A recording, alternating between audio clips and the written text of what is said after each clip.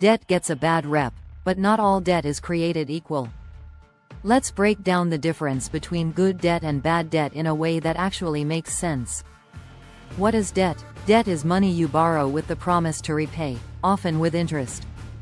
That includes student loans, credit cards, car loans, mortgages, and more.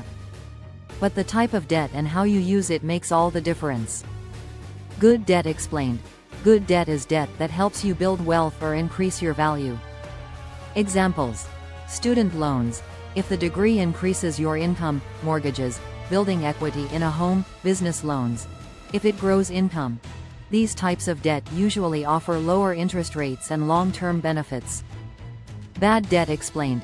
Bad debt is debt used for things that don't grow in value, and often lose value. Here's some examples. Credit card debt from shopping or dining out; high-interest auto loans on luxury vehicles; payday loans, these usually come with high interest and leave you with nothing to show for it. How to tell the difference? Ask yourself this: is this debt helping me earn more, grow assets, or improve my future? If not, it's probably bad debt. Smart debt rules. Use debt as leverage, not a lifestyle. Always know the interest rate, pay more than the minimum, avoid borrowing for things that don't grow your money. In conclusion, debt isn't always the enemy. The key is learning how to use it wisely. Follow Stacks and Strategies for more strategies and finance tips that help you grow your stacks of cash.